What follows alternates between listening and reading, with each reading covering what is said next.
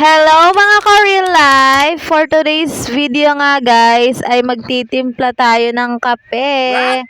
Tanghali na pala ako nagising guys, kaya ngayon lang ako magkakape. Ayan. Tapos ko nang nilagay ang black coffee at isusunod ko naman ang creamier.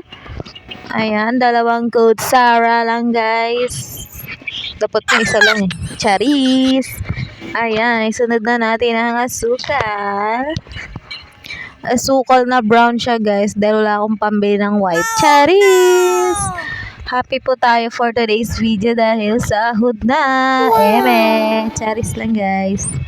Ayan, lalagyan ko na nga para siya ng mainit na tubig para tayo ay makapag-umpisa ng magkapi dahil ako'y gutom na. Ayan, for the pakit ng person. Halo-halo.